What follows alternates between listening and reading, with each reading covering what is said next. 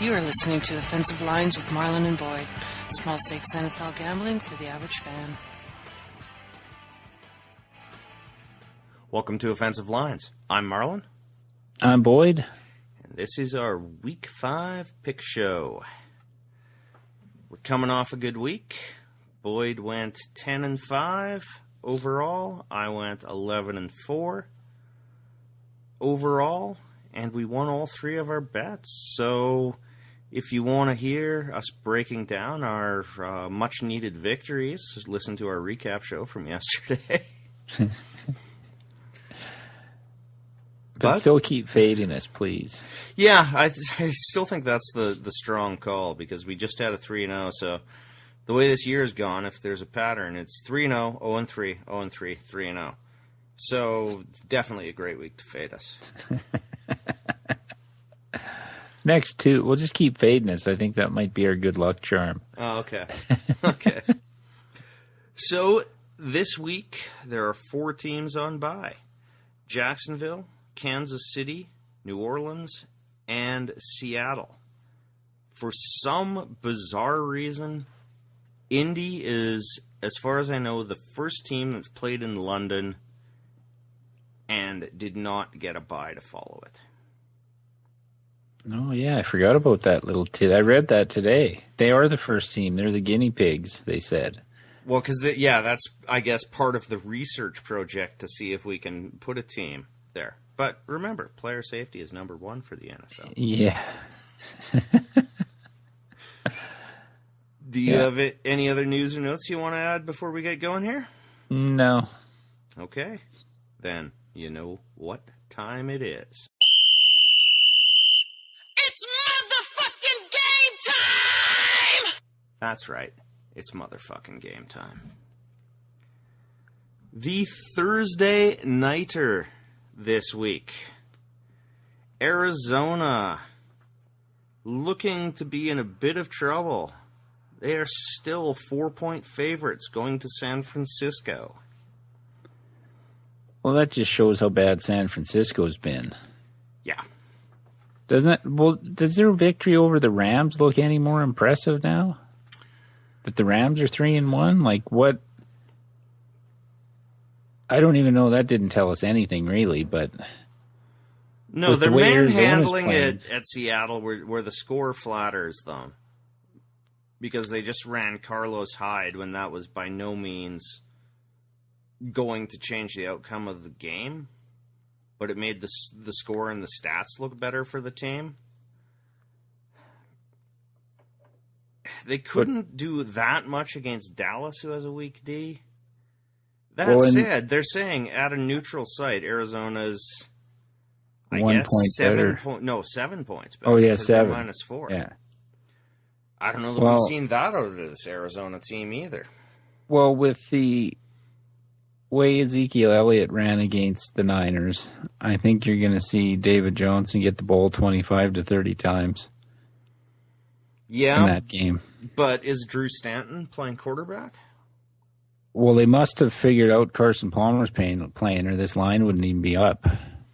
Yeah, that's an interesting point. But, concussion in 4 days... And if they're saying well, he was in concussion protocol, whatever that means. Oh, right. Okay. And if you're Pittsburgh, you announce that as has concussion-like symptoms. So he has...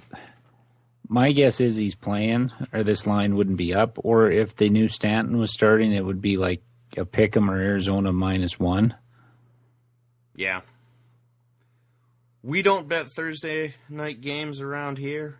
And you know what? Last week... You just said, I'm just taking the home team. I'm doing the same thing again. Fuck, man, I don't know. I know that's my philosophy, but Arizona can't be as bad as San Francisco. It's a desperation game. That defense doesn't look particularly good. Yeah, but Blaine Gabbert I see them just hammering Carlos Hyde at a reeling team. Yeah, but they're gonna hammer David Johnson the opposite way. And the holes I was seeing Elliott get on Sunday. Better O-line in Dallas, even though it's banged up now. But I don't know. Yeah, I'm taking the home team in the points. No, give me Arizona. I'm going against my own philosophy. San Francisco's that bad. Fair enough. Even if this wasn't a Thursday night, I'd be staying the fuck away from this game. Yes. But is this Arizona's right the ship game? That's what I'm thinking. They seem to have an awful lot of leaks right now. I know. If it was just one thing that was going wrong, but it's their offensive line, it's their quarterback, it's their defense. They're getting nothing in the way of pressure, and I'm a big Calais Campbell fan. I don't know. I think they've got an awful lot of problems. And Arians, as much as I like him, doesn't seem to have many tricks other than go vertical. Well, it's funny how the top two teams in the NFC from last year have fallen to 1 and 3 to start this year. Yeah. Yeah, that is interesting. And we always said the NFC was weak. Like, we liked Carolina a lot, but that wasn't a 15-1 team historically. No. So, maybe it's all just regression to the mean. Well, first place schedule is a lot different than a last place schedule or a 7-9 schedule. It only affects 2 games, Boyd. I know. Everything else is written in Atlanta's stone. improved. I don't think New Orleans has improved, but Atlanta's improved. They had to play Denver to start the week or the year. Carolina. Which wasn't really fair. Well, even Arizona had to play the Patriots first week. Like, you get off to a bad start. Like, Carolina, and it's not like playing Denver is an easy game. You're coming out of that. Cam Newton was beat up. I don't think he's been right since that game. And then they had the Vikings. Then they had the Vikings defense. Oh, yeah, the schedule. That's why I thought they would clean up on what I thought was an overrated Atlanta team. I hear your philosophy there, but we'll get to them when we get to them. Next up, we have Chicago plus 4.5 at Indy. I don't want to go near it. No, I don't want to touch this game, but I'm leaning towards the Bears. Me too. 4.5 seems an awful lot for this Indy team, period. And the Indy's O-line problems. I guess Gore's been doing decent for a 35-year-old running back. Gore's playing really well. But, and I don't know why this was, at the end of game drive, Gore wasn't on the field. That doesn't even make any sense. He can catch screen passes out of the backfield. He can pass block. Yeah, it made absolutely no sense to me. I mean, I know they like to throw to Ferguson, but he's, at this stage in his career anyway, 30% of the player Gore is. Even an ancient, creaking Gore. And I don't like So taking I'm just Indy. worried about, is there an injury that's not announced? That worries me about Gore. And as an owner of him in one fantasy league, I keep waiting to see limited practice or did not practice. No, there's nothing wrong with him. That's just fucking Indy's stupidity. Yeah, you're right. I should never Don't give underestimate Chuck Indy's Pagano stupidity. the benefit of the doubt. No, I'm taking the Bears. I'm not going to pick a team that's a guinea pig for cross-continent flights. Yeah. No, I'm with you, and that Transatlantic sells it flights, too. And say. I don't think Indy's really good enough to be 4.5 point favorites over anyone. No, they lost to Jacksonville. And that San Diego was still bogus. It was utterly fucking bogus. So who knows? Maybe they'll get some Pittsburgh rules calls, but which is part of the reason I want to stay away. And like Hoyer, what did he throw for 300 last week against the Lions? Yeah. So Indy's secondary isn't any better. No, and their pass rush isn't any better. Offensive line's fucking terrible. This new running back in Chicago, he's not going to erase Walter Payton from the record books, but he's got burst, he's got some power. He seems all right. Well, I don't know how they're covering Alshon Jeffrey and Kevin White. Well, one or both of those may not play. Oh, even better for me. Yeah, just having picked up Royal. Fair enough. But, no, I like the Bears. Yeah, I'm on Chicago as well. Oh, this isn't starting good. No, we already split in the Thursday nighter. Yeah, I know. Okay. We're too agreeable on that game. I'm just going to play devil's advocate for about 4 games. Well, that's what we have to do. That's how we select better. But Chicago Indy is 2 shitty teams. One coming back from merry old England. Yeah. So it's a pure stay away. I'll just take they lost a whole day just on travel preparing for this game. Like Monday's a write-off. Yeah, and Indy is not even on the East Coast. So no. I mean, I don't know how many time zones are involved here. I honestly don't. It probably cost them 2 days of practice because Tuesday'd be a full day, which probably wasn't. Or if it was, they were half asleep through it. Yeah, and I know those pods on the planes are a lot better than it used to be and all of that. It's still not the same as being They in don't your have own a bed. plane. They don't have a plane with 53 pods on it or 70 pods. Like, you got coaching staffs. There's no way. Oh, you're yeah. flying I a never plane really like that. even thought of that. You got 53 guys plus coaching staff plus team execs and be going plus fucking spouses and fucking hanger-ons of Ursays and fucking pill distributors and all that shit. Yeah, that's right. Plane. The sketchy guy with the strange hillbilly beard who keeps tapping on the shoulder. The hipster doofus with his fucking newsman's bag and fucking Kangol hat fucking sitting in the back of the plane by the toilet. All right. And wearing ski goggles. That's a word picture. All right. Moving on, we have Houston +6 at Minnesota. Let's keep riding this horse. You think so? I didn't have it down as one of mine. Okay. They got shut out in fucking New England against fucking Jacoby Brissett. The Titans were able to take DeAndre Hopkins out of the game. And we didn't get a lot of heat on fucking Houston pass rush at all. Okay. And they took Parrish Cox and McCourty took him out of the game. He had 1 catch for 4 yards. I don't think Brock Osweiler has the ability to throw 8-yard passes the whole game like Eli Manning tried to do last night in the Monday night game. They put up 10 points. Odell Beckham had his worst game as a pro. Lamar Miller is their best player on offense. But what's he going to do? Yeah, so far no one's run against many. They're giving up 10 points a game. The defense. And Houston without Watt. Minnesota has people that can stretch the field or at least go intermediate, where Tennessee doesn't.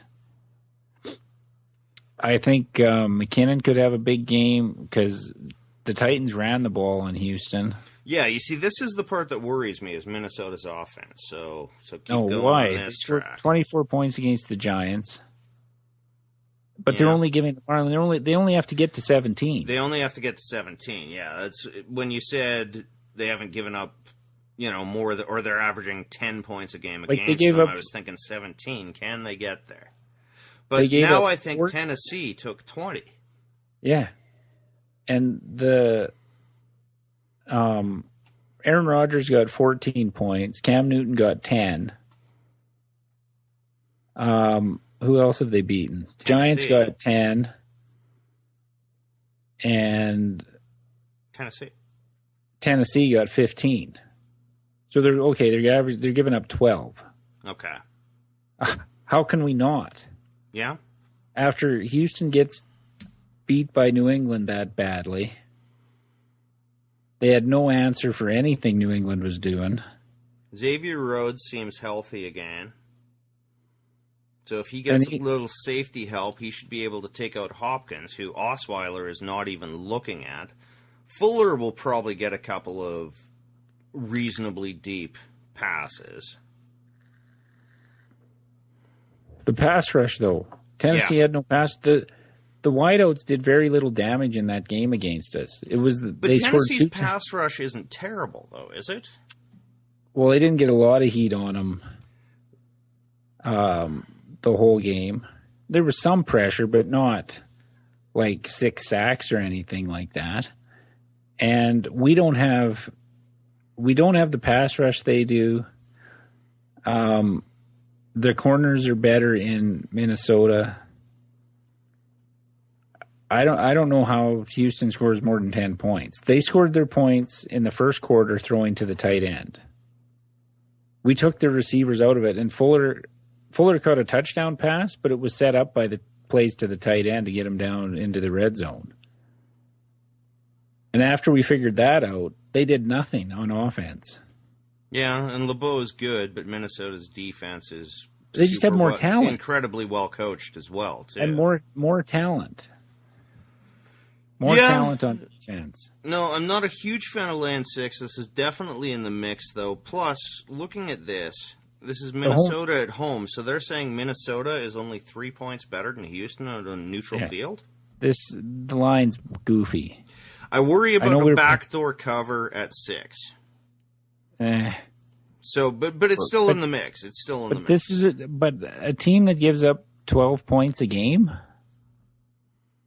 Yeah, and actually, us riding defenses has been paying for us. And who's Houston scored points against? Did they not beat the Bears in week 1? Yeah, and they juggernaut. Yeah, they took down the Bears juggernaut in week 1, and didn't look particularly talented on offense there. No, they beat Tennessee, who stinks offensively. Which was 20-20 until that special teams. I mean, Tennessee crawled back into the game. And perhaps Houston is predictable because, as you said, though, Tennessee has done this against every opponent. After the break, that defense is fucking clamped down. After the first quarter against Houston, they did nothing. Okay. They got a field goal after the first quarter. So, I'm not sold on their offense. Who else did the Houston beat? Tennessee, Chicago. Lost to New England. I can't remember who they beat. Indy. They're 3-1 now. Are they 3-1? Yeah, because they won their first 2 games. Lost to. They beat Kansas City. Yeah. So they beat 3-1 and 3 teams. Yeah, and they're going against the best defense in football. Who's beaten Green Bay, Carolina. Admittedly, these teams are not necessarily great, but they're better than Houston's opponents. No, that's a really solid argument. It is in the mix. Okay. Next up, we have New England -10 at Cleveland. I'm not going near it. No, just like you predicted, the overhyped line last night. Yep. So, no, I don't want to go near it either. I think New England cruises in this game. This is the perfect opponent for Brady to come back against. Yep. Because and this would be my only argument for betting New England. I know we're not, but this would be my only argument for betting them. Okay, you had me worried there for a second. What Belichick does to non-seasoned quarterbacks with their defense. He won't know what fucking hit him. It's not going to be like playing the fucking Redskins for Cody Kessler. So I think the Patriots cover this, actually. I don't want to bet it because Brady could be rusty, but I can't see it. I'm sure he's so meticulous in his everything he does to prepare for football. Yeah. I can't see him not being ready to go. So I think they cover. They've been limiting Gronkowski to keep him healthy for this part now. Use him in limited snaps. It sets up. This is New England going, we're back. Brady's back. Look out for us, Denver. Yeah, that's a strong argument as well. I mean, I'm staring at the 10 points and thinking, man, Cleveland's been fighting, but they haven't faced... I mean, I think there are big problems in New England's defense, but Cleveland doesn't have a pass rush. Brady's going to have all day. His weapons are about the same as his weapons have always been, and that's only led him to multiple titles and ridiculous win records. Yeah, I'm with you on New England. Well, Edelman's going to have a huge game this week. I got a feeling. And I think they're not going to leave, against Cleveland's anemic pass rush, they're not going to leave Gronkowski in to block. This is going to be the coming out for Gronkowski as well. Yeah. Like, they were leaving him in to block and sending out Bennett as their pass-catching tight end. I forgot about him. Anymore. Brady's. With Brady running that offense, if Gronk gets back to 90% healthy, remember the year they had Hernandez? Oh, yeah. When they had both him and Gronk, their fucking offense was as unstoppable as when they had Randy Moss. Oh, and they were leaving Gronk in since he's come back. The 2 games he's been back, he was in to block most of the time. Cleveland's pass rush scares no one. But protecting his leg too, I think. Gronkowski. Maybe. I think it was more pressure, particularly in this Buffalo game. Yeah, the Buffalo game, I'll give you that, but and Houston, I mean... How do you re-injure hamstrings? Running full speed down the field. Yeah, but, I mean, if he's going to come back, I mean, this just fits into your narrative that this is the perfect opponent for New England to make an angry statement. Yeah. And you know me, I don't really much care about anger. It's like New England wants to demolish everyone at all times. But when they have a chip, you can't get a better matchup than this for them. No, but when they have a chip on their shoulder, like if Brady's pissed off, they won't let off the gas. If they get up in this game, this will be one of those games where they try and put up 60. Yeah, try to make him the number 1 quarterback after a 4-game suspension. Yeah, I'm on New England as well. Okay. His suspension was fucking ludicrous when you can be popped for PEDs twice and you get 4 games. Not to bring that whole ball of shit up again, but fucking ridiculous the NFL. Has no fucking moral ground to stand on at all. Oh, I know. And what other league tries to take their best player out? Over something fucking every quarterback has done since the beginning of the fucking league. It should have been the same penalty as stick 'em on gloves, which has a fine attached to it in the CBA. Right? Yeah, I don't want to get into all the reasons why he shouldn't have been suspended again. We've covered it enough. But when you have guys suspended for PED use and you have an underinflated football, I don't even think that happened, but stupid. And Brady and the Patriots pissed off are a totally different team. See, I disagree on that. They're just always in that mindset. Marlon, I'll go with Simmons on this one. In that 18-0 season, they tried to motherfuck everybody. That wasn't just because they were that talented. Most teams, when they get up 20 points in a fourth quarter, don't keep throwing touchdown passes. That's the only part that it works, is that they showed less mercy. But that's kind of their mindset, and part of what Belichick does is you don't get high, you don't get low. Right? And so that goes against the whole concept. Oh, we're super angry, because he knows that will fade. Just do your job is his mantra. Well, if they win the toss... Just do your job does not fit into the notion that, oh, we're really pissed off, we're going to take it. That's not the way he operates. If I could... No, he wants to stick the fucking sword through your heart and make it hurt. Yes, but he does that every season, every year, and I applaud it. But I do not think that he allows emotion to much color this. Look at his press conferences. On to Cleveland. You know? Yeah, but that's just... Popovich does that in the NBA too. And that's just what he puts out to the public. There's going to be a certain point, and you're right, they won't take the pedal off. If there's a team that is less likely to allow a backdoor cover, it's New England. But I think that that's just who they are all the time.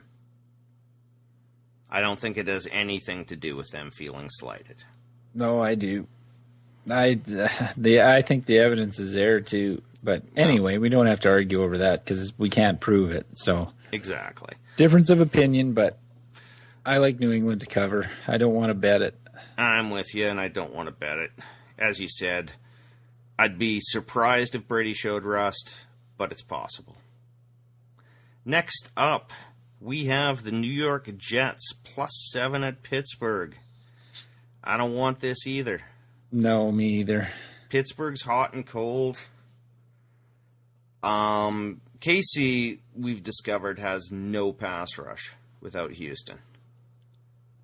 None. No, but the Jets have no offense without fucking Decker. Yeah, Decker. Yeah, Marshall can do what he can. Though, admittedly, Seattle's not the most standard team to gauge that by. No, but this was supposed to be that Seattle game was supposed to be a game where Seattle has a fairly average offensive line. That was supposed to be the game the Jets defense controlled. Yeah. And they didn't. You're very right. Russell Wilson. On a bum leg with a poor offensive line, and the Jets got schooled. I like Pittsburgh. Baldwin's playing well for Seattle, too. But yeah, I like Pittsburgh in this game. Well, here's the stat. It's going to be mucky. The Jets, Forte left. He's hurt in some way, which at his age is probably not surprising. So you take him out. I like Bilal Powell. I think he's a fine player, but I don't think he's a game-changing player. I think he has a role in second and long and third and any distance, but he doesn't replace what they were getting out of Forte. No, and Pittsburgh's defense, Fitzpatrick is pretty much done. Oh, yeah. 9 picks in 2 weeks. And I just want to say one more thing. What does Pittsburgh do really well? Go vertical. The fucking Bills torched that Jets secondary. Yeah. So their pass rush hasn't been as daunting as everybody thought it was going to be for the Jets. That was supposed to be their strength of their team, the backbone of that defense. I haven't seen it. Seen it in flashes, but when guys are getting 3 yards of clearance by the time they get 15 yards up the field, when Tyrod Taylor can see that and hit it, and Revis is out, but that may be a secret advantage for the Jets. No. Well, guess where Antonio Brown's going to be lined up all fucking game. Oh, yeah. And here's the kicker for me. Last 5 home games for Roethlisberger, 3 touchdowns at least, throwing the ball. And now that they have Bell back, and looking just fine, by the way. And the Jets without Decker, you can kind of take Marshall out of the game. And tight ends irrelevant. And if Forte isn't 100%, this game could look like the Kansas City game. Yeah. And the Jets will be happy if Fitzpatrick took a 1-year deal. We're only talking about betting one of these, but in our picks here, we are already laying a bundle of points. I don't care. I'm just pointing it out. No, I know, but the Jets are shit. Yeah, no, and their secondary woes against Buffalo. Pittsburgh thrives on that. And by the way, Bell coming back. It changes that offense. Oh, and I was worried, though. I mean, that's a hard injury to come back from. Very few people have come back from that particular patellar injury. It took Jimmy Graham over 2 years. Bell looked terrific from what I saw. Yep. Yeah, this game's going to look like the Kansas City game. And don't forget, Pittsburgh at home will always get at least 2. Unusual calls? They won't need it. Yeah, you're right. They'll save them for the close games. Okay. Moving on. We have Philly -3 at Detroit. Are you with me on this one now? This is a game I like. Thank you. Only took you a month to come around. I came around after the one fucking argument. After week 3. No, I'm just busting your chops. No, it was week 2 you wanted them. Busting your chops, dude. I wanted to see the... Yeah, and by the way, I immediately said I know, correct. I'm just busting your balls. Jesus. Don't get your panties in a wad.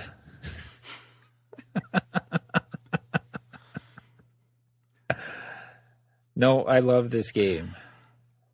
Yeah, which might be a bad sign, but Detroit struggled mightily in Chicago. Yeah, and let's both try to play a little bit of devil's advocate here. Well, the Eagles' defense is good. That's why I prefer them. Detroit, Golden Tate has become a liability. I don't know if he can't find anyone's wife to fuck, or what's going on with him.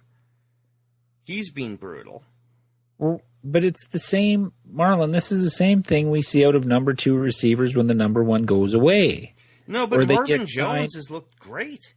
He's a legitimate number 1. Is Tate in some kind of crazy, lazy sulk? But now that might turn around for him going forward because they'll start to pay more attention to Marvin Jones. Like, going into the year, my guess is teams game planned in the receiving game for Detroit for Golden Tate. And then you saw what Marvin Jones was doing. The problem is Golden Tate isn't Calvin Johnson. He can't get open when he's facing the majority of the coverage. Okay, I should bring up, I misspoke last night.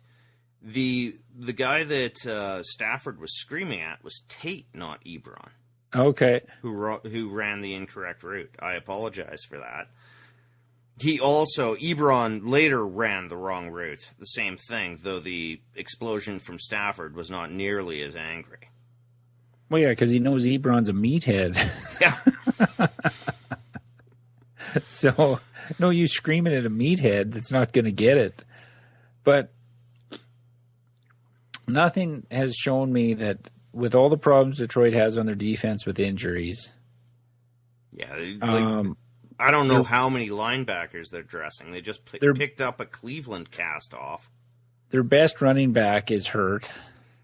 And Riddick, another one of these guys. He's a fine player in the right situation, but he is not an every down back or a back who can change the complexion of a game. No. And if you know that's what they have, is Riddick, when he's in the backfield, you just think screen. He's in there for catch passes. Well, and that's most of Jim Bob Cooter's offense.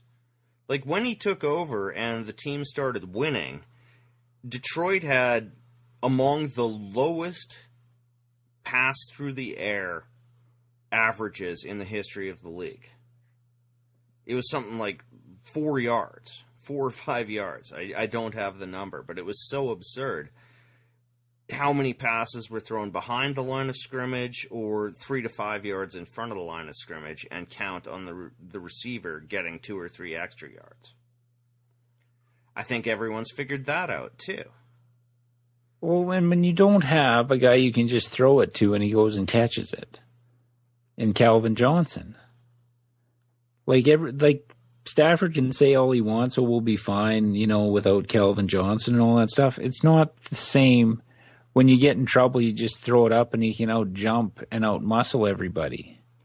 Well, and now we've got the film. I mean, he was putting up absurd numbers until meeting Chicago. And it's not that Chicago suddenly got good on defense. It was, I think, that everyone realized Detroit has such a limited range of plays that they can be shut down. Well, you don't have to fear the running game, particularly. And if you give a little help on Marvin Jones, he's been the lone bright spot up until last week. And he's got some injury issues, too, which may be slowing him. And Ebron's kind of hurt, too. Meathead or not, he'd been clicking for 70 yards a game, which is fine for a tight end. Yeah. 70 yards and a touchdown every 2 games. But he left the game for an extended period and came back in and played. So, well, let's good say for that, you on your toughness. But and here's another thing: Detroit's undisciplined, as you pointed out with the wrong routes that they ran. The penalties they had against Tennessee, there was like 31 penalties in that game. Though you did point out when you talked about that game that a ton of those going both ways were utterly absurd. Yeah. You did, and you weren't the only one, by the way. I read a few people who said, yeah, the referee decided that he was the star of the show. Like, most of those penalties should never have been called. Well, I still like Philly a lot here. I do, too. Just based on their defense, mainly. But they've got a rookie quarterback who hasn't turned the ball over yet. Do you know if Ryan Matthews is playing? Don't know. I don't think it'll matter. I honestly don't. That Smallwood, by the way, doesn't look bad. So yeah, I guess that I don't think it would matter. Irrelevant. Just with the defense Philly has, I don't know how Detroit's scoring many points. Yeah, it's another bet on defense. Okay. That is in the mix as well. Okay, next game up we cannot bet on. It involves your Tennessee Titans. They are plus 3.5 at Miami. I like your Titans, man. I don't. Nothing I've seen shows me that they can score points consistently. Outside of DeMarco Murray, the offense is fucking abysmal. Our defense has played decent.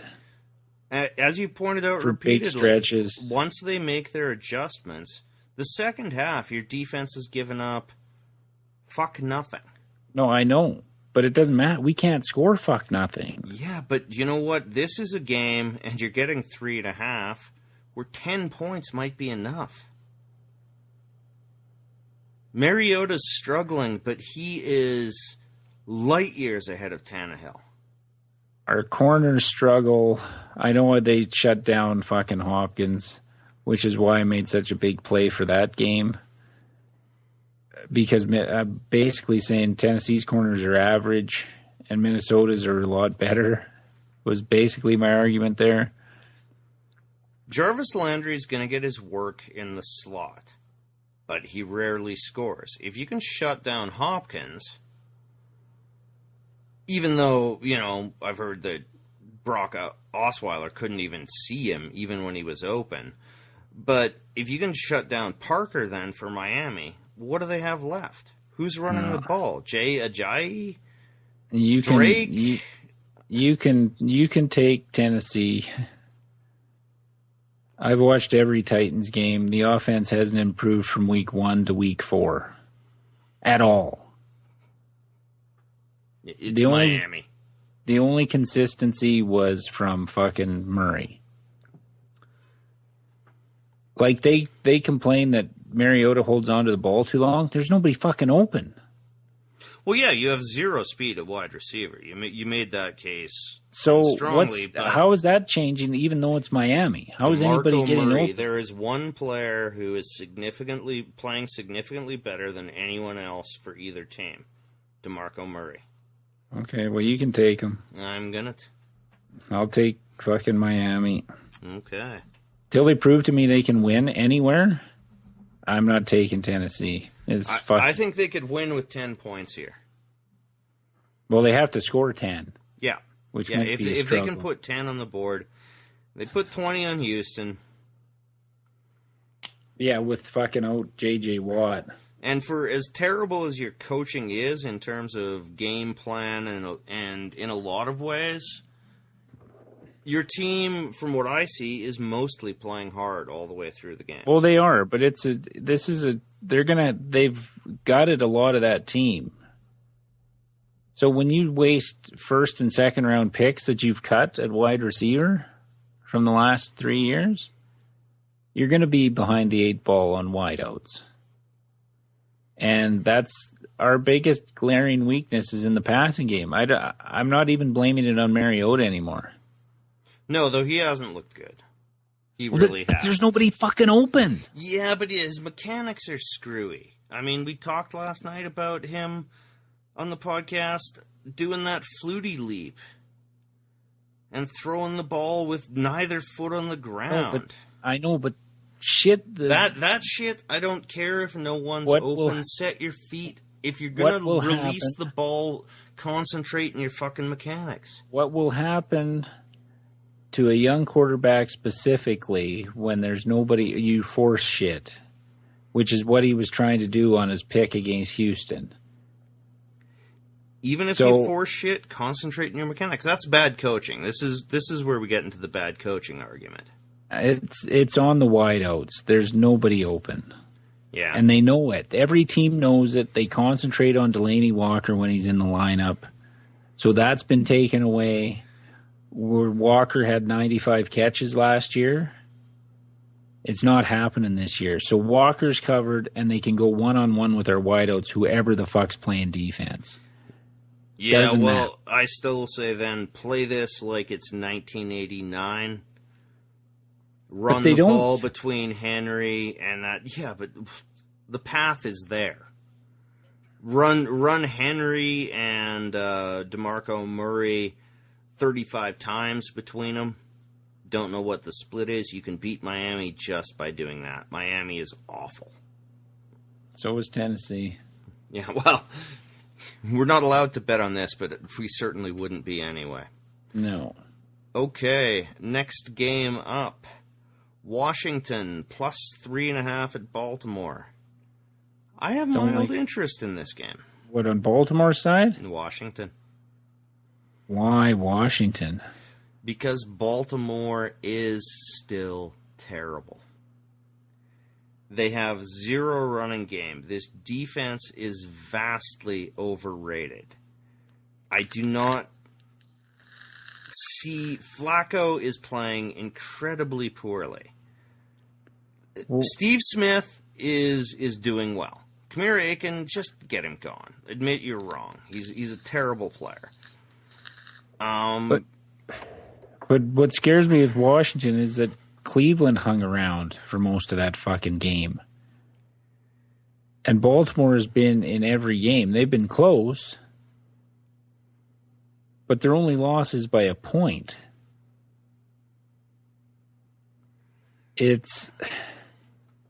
I'm not really comfortable with fucking Kirk Cousins on the road. I didn't think you'd be going that way. I find this intriguing.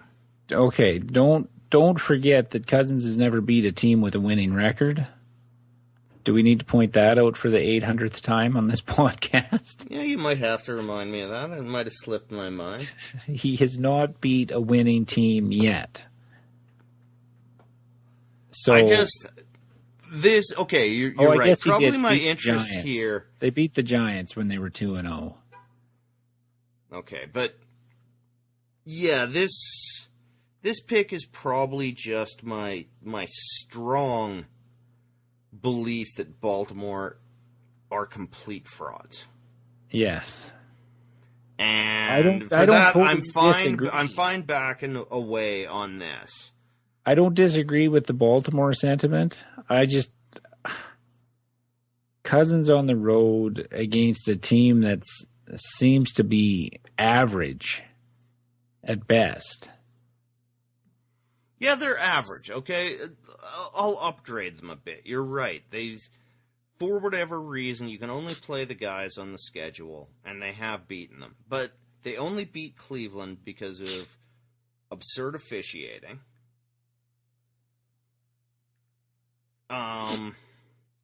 Nothing about any of their wins tells me that they're anything better than average. They're below average to an average team. But then let's throw this into the two shitty team fucking meter. Yeah. And see where we come up. Yeah, that's another good argument not to do it. I am going to take Washington in the points. I'll take Baltimore. I still think Steve Smith right now, the king of human growth hormone, allegedly. I'm starting the rumor. I can't believe no one else has brought it up. But how a 35, 36-year-old man comes back from a popped Achilles and looks faster than he did in the early season last year. God and vitamins. Oh, right, yeah. Oh, maybe he got... Oh, no, the nano bubbles from Russell Wilson were solely for concussions. Deer antler spray. Oh, yeah. Yeah, right. That's a Baltimore tradition. Okay, yeah, back off. Not in the mix. I'm intrigued by it. You can bet that one on your own and cry to me on the phone at halftime. We'll see how much interest you have in it when you're... Yeah, or then when I win it, we'll be on the podcast. You're going, why aren't you sharing those with me? Never said that once. Yes, you did after I made the $27 with Green Bay and Denver. Oh, yeah. Why didn't you share the... Yeah, that's right. Fuck. There's no public record of that, so it didn't happen. Hey, our listenership is small, but there is a public record.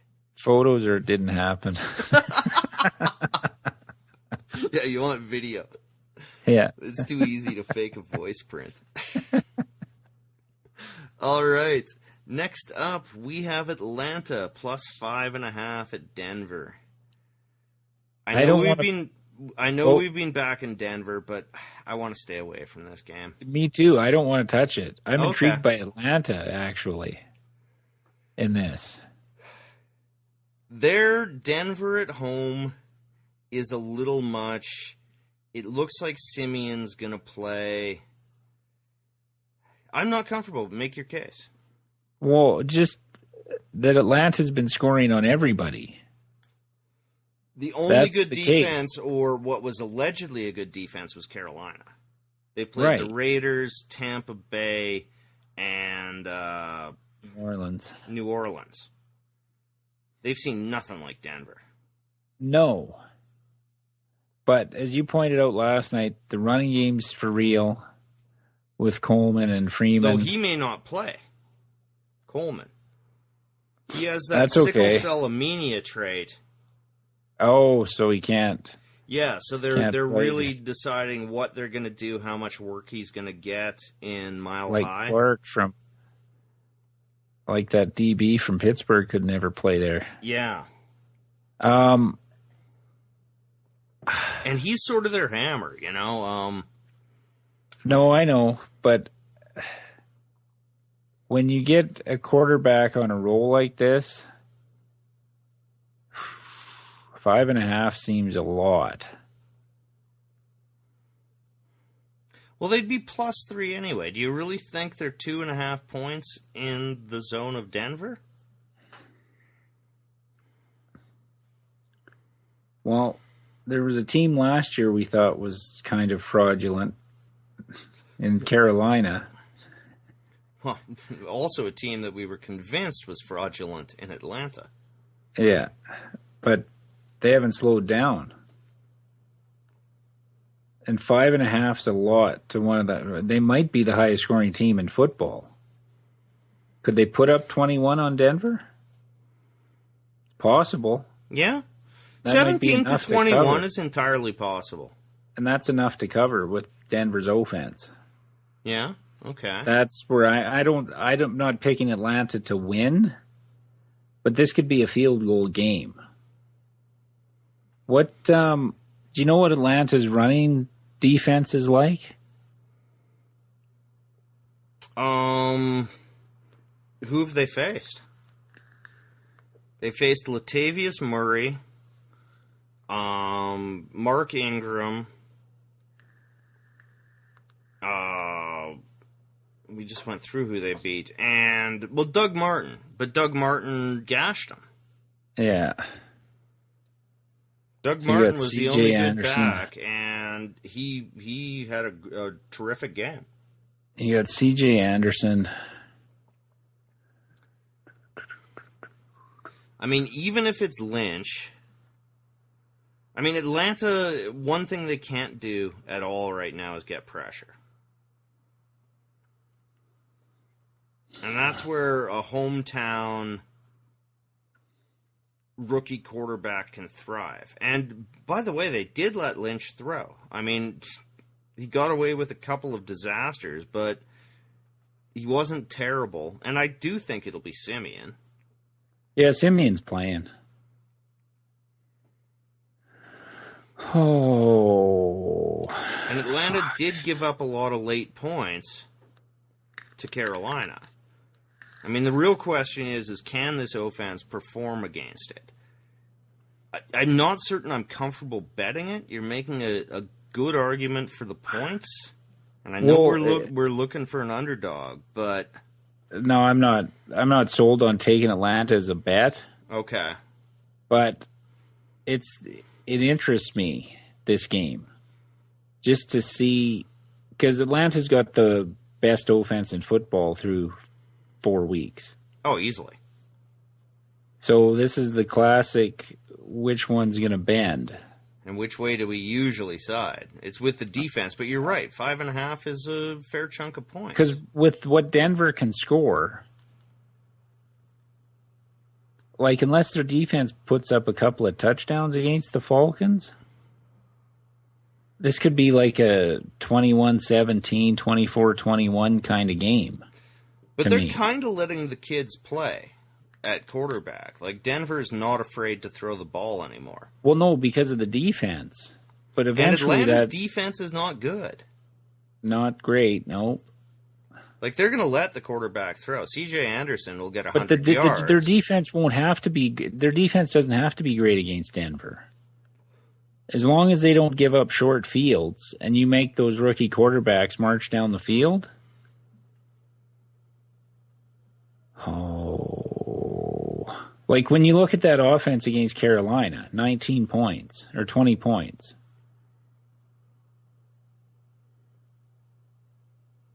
Oh boy, I'm pulling the trigger. I'm taking Atlanta. You're taking Atlanta. I'm going to stick with Denver at home.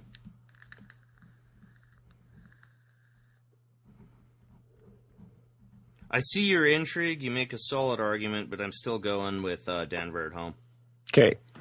All right. Next game up, Buffalo plus 2.5 at the LA Rams. I like the Rams. Yeah, me too. I like the Rams almost enough to put them in the mix. What do you think? Yeah. I'm there. I think Buffalo got to play a team without a quarterback. And they got to... The Rams are much more capable than the Cardinals of stopping the rush. Everything else about Buffalo is boring me except for LaShawn McCoy, who I think is kind of still an otherworldly talent. He is, but they won't be able to run against the Rams. I don't think Taylor's going to get out of the pocket. No, I don't think they're going to be able to do those one cut and get those... LaShawn McCoy looks best in space, right? You give him a hole to get him past the line into the linebackers, and he's amazing. I love him. I think he's a great player. But that Rams defense held Seattle to 3 points. Yeah, and Kristen Michael has been running like a fucking freight train. Yeah. He doesn't have the moves of Shady, but... Yeah, and it looked like it was going to be disaster in LA after that Niners defeat, but now they're coming home again as a first-place team. Yeah. It's going to be rabid, and let's face it, players kind of like being big celebrities in LA. And it gets you what, by all accounts, is a lot of world-class pussy. And this game could be the same score as the Arizona game, 17-13. Or it could be 9-3. I don't think Buffalo's defense is that great. What it should, throw out that Patriots game, because for whatever reason, Rex Ryan can get his guys up to play New England. It wasn't even that. They didn't... They had no quarterback. No, but they put up 27 points on the Texans, which was part of my argument of taking Minnesota. Yeah. Right? So I'll give him credit for that one game, because it didn't matter what he had for defense with the Jets.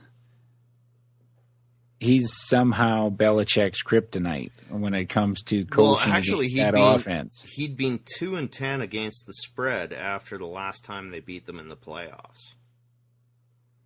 So everyone has that impression of Rex Ryan getting the Patriots.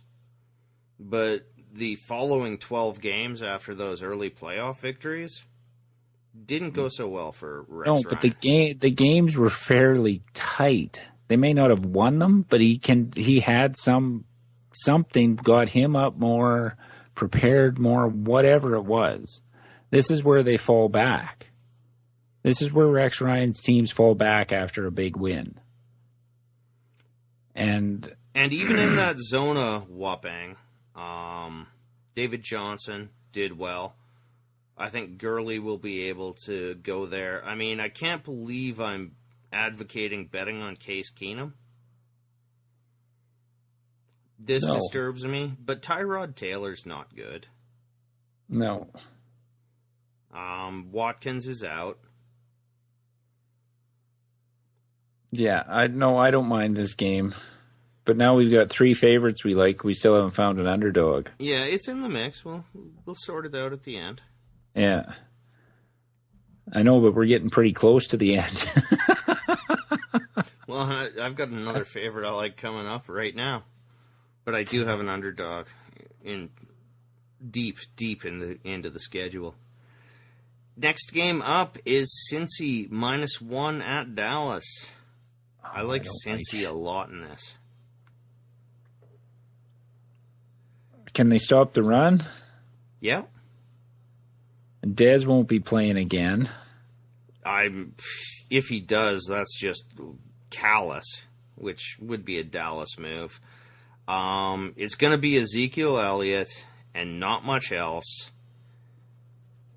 Cincy is starting to come together. Their early schedule was savage. Ed, with Burfict out, it didn't help. No. He's the emotional leader and the actual signal caller on defense, which is never easy to replace. No, I don't mind Cincy here. Cole Beasley. Terrence Williams. Yeah. Does that scare you? And here's my big reason. Dallas's defense is not good.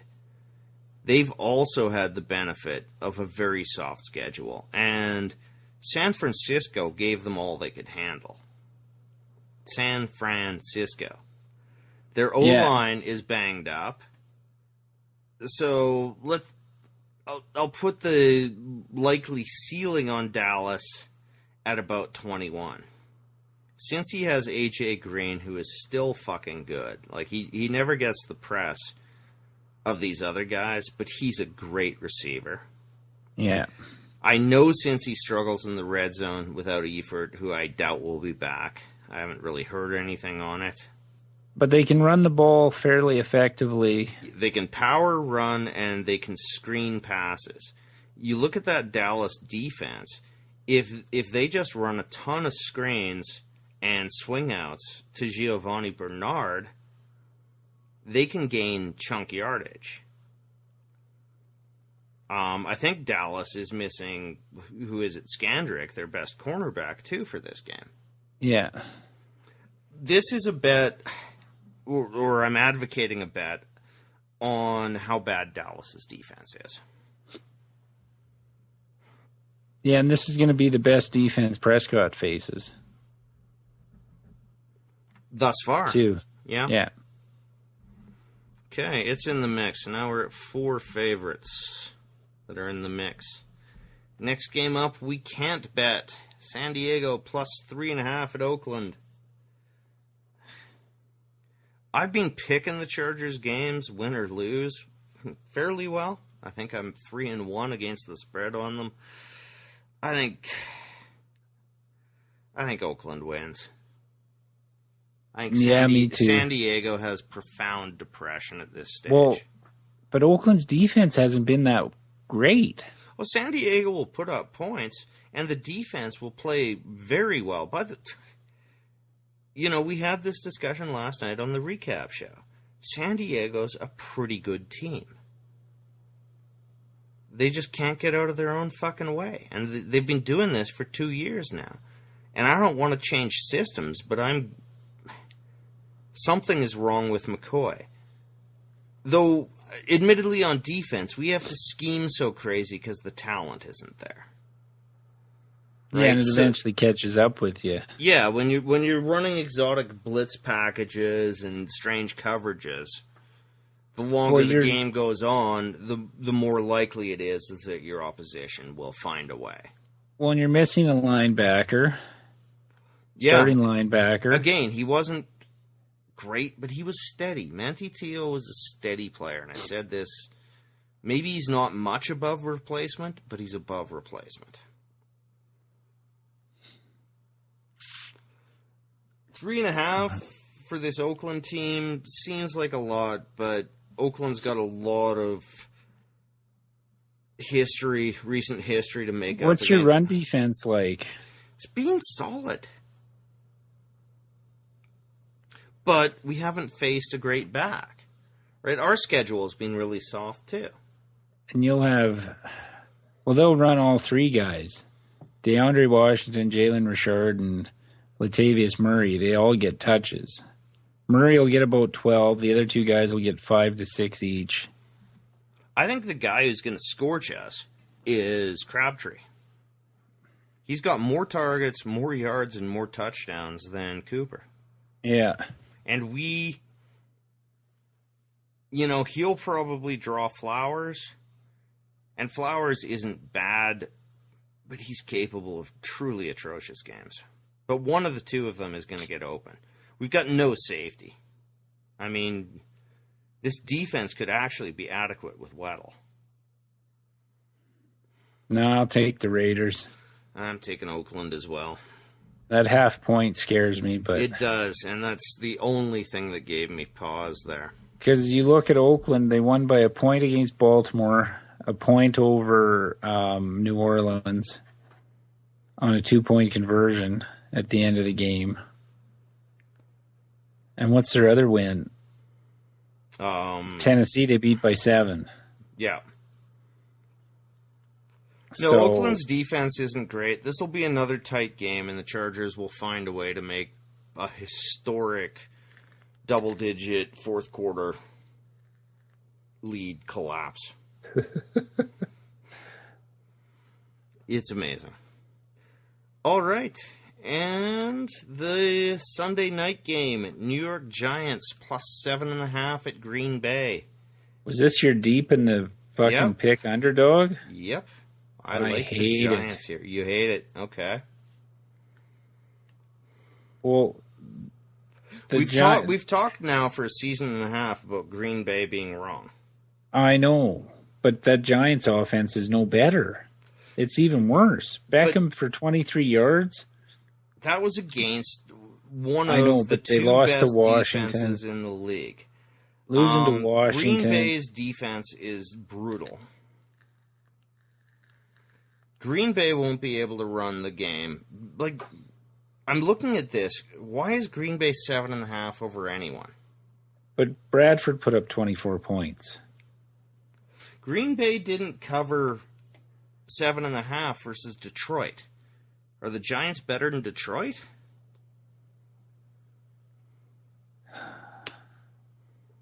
See, now you're making a good argument. this, again, is based on what I see as a very poor Green Bay defense. This is an overbet. When was the last time Green Bay covered 7.5? For fuck's sake. Yeah, that Detroit game got tight at the end, too. Yeah. I mean, yeah, they went at will, and Rodgers is still great, but I don't see anyone on Green Bay who can cover Beckham, who's whining, squeaky wheel gets the grease. They're going to feed him. Shepard's good. Yeah. The Giants have no running game either, which is a problem. But the defensive line is stout, so Lacey's not going to be able to carry for it. Giants didn't get a whole hell of a lot of pass rush on Bradford. But they never... Doesn't matter how much rush you get on Rodgers, have you noticed? Like... No, but you got to get in his face a little bit. But if they blanket Nelson, cheat a safety over there, count on their defensive line to stop the run, what else does Green Bay have? Cobb is a disaster. I guess disaster is strong, but he's not good, even with Nelson back. Oh, we don't have one. This is the best one on the board. Unless you want the Atlanta. I mean, you can sway that. You can sway the Atlanta. You can sway me to the Atlanta, but this is my best underdog pick. No, you're not wrong. With the Detroit that you brought up, swung me on it. Because you're right. Even though Detroit got down early, Rodgers only had 200 yards passing in that game. Oh, yeah. And everything was Nelson. If you game 193 yards. If you game plan Nelson, you can do it. New York, the Giants' lack of a running game, I mean, who knows, maybe Orleans Darkwa will step ahead, but I just don't see this Green Bay team being 7.5 over anybody. No, you're right, and all we railed on them for the last year and a half about their offense, well, at least the last year, because I went back, they put up some points early last year in the first 4 or 5 weeks, but then it just went downhill. Yeah, but we were seeing and it some hasn't cracks really even then, you know? Yeah, it hasn't corrected. Only scary thing is they've had 2 weeks to prepare. Yeah, team off the bye. I don't know McCarthy's record off the bye. Let's see.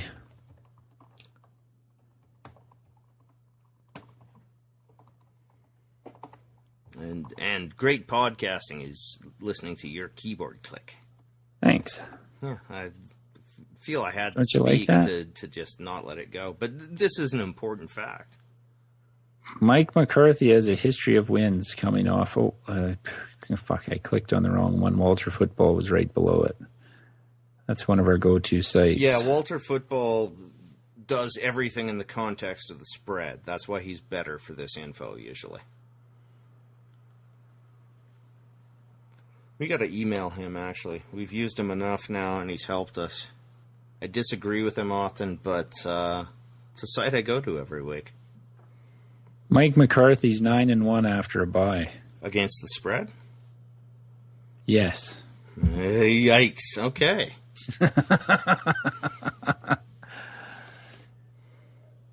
Yeah. 9-1. Well, do we like your Atlanta pick then? Or do we really go off script and take Chicago in that 4.5? At Indy. Oh, that's juicy.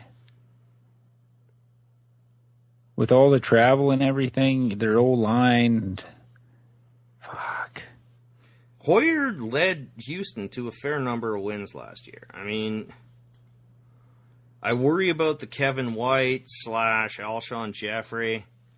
Royal is fine, but he can't carry a team. But I like that running back. But they got 300 yards out of that passing offense last week. Yeah. Against Detroit. Indy's no better. Well, yeah, we saw the two of them play. They were equally inept at defense. I think let's maybe go with Chicago then. Yeah, okay, that was the only other one we agreed on. The Monday night game is off the board currently, obviously, because of the status of Cam Newton. Tampa Bay off the board at Carolina. I'm thinking what's this going to be, 4? Minus 4? It's going to be 4.5 for Carolina, is my bet. I'm still taking them. Tampa Bay hasn't shown me anything, and I don't think the muscle hamster is back. No, give me Carolina too. Okay. Anything under a touchdown, I'll take Carolina. Okay, and we are making this prediction at 4.5. So. Yeah, if it's over a touchdown, I'm taking Tampa. Okay. All right, so I think we just decided there that our underdog pick is going to be Chicago plus 4.5 at Indianapolis. No, I'm glad you brought that one back up. I forgot about that one. I was just scanning the board because that Mike McCarthy stat scared the shit out of me. I should have looked that up before advocating them. I'm still going to take the Giants, by the way. Now I'll take the Packers. You're going to take... Yeah, all right. The only reason that came to my head was because I faced him in fantasy. I didn't get to face Aaron Rodgers last week, which probably won me the week. But that's what triggered my head to go, oh, they're coming off a bye. When you brought it up, it was in my mind as my next statement was, but one thing I worry about is they're off the bye. So, okay, we have the Bears plus 4.5 at Indy. $10 pays $19.09. Booked. And then my next favorite is Minnesota. I don't know how you feel about that. No, I'm good with Minnesota. Okay, so we have Minnesota minus 6 at home to face the Houston Texans. $10 pays $18.69. Ooh, we're on the public side. That doesn't matter. That doesn't matter. I still hate it.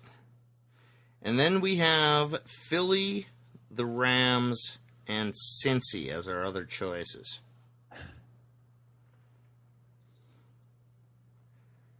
So the worst team out of the opponents of the teams we're looking at is Detroit. Would you agree? Yeah. I think we go Philly. Buffalo's in there, but yeah. I think we go Philly. That offense of LA scares me. And we're basically... Yeah, okay. I'm good with that, and this could maybe get Caldwell fired, which would make my Sunday even brighter. So we have Philly minus 3 on the road in Detroit. $10 pays $19.09. They are all booked. Okay, I'll quickly summarize. We have Chicago plus 4.5 at Indy. $10 pays $19.09. We have Minnesota at home minus 6. $10 pays $18.69. And we have Philly minus 3 going to Music City, Detroit, Motown. $10 pays $19.09. I know. I was going for Motown and I failed. I know. I knew where you were going with it, but it wasn't good. All right. You can check out our podcast on iTunes or Stitcher for your Android device on our website, offensivelines.ca. Follow us on Twitter at Offensive Lines for any updates to our blog posts or when a new podcast is available. Facebook.com/Offensive Lines. And if you want to send us an email, it's offensivelines@shaw.ca. And before I fuck you up, Marlon, don't forget our own personal Twitter accounts at OLinesMarlon or at OLinesBoyd. I'm Boyd. I'm Marlon, and those were our picks for Week 5. Fade us. Degenerate fucking gambler.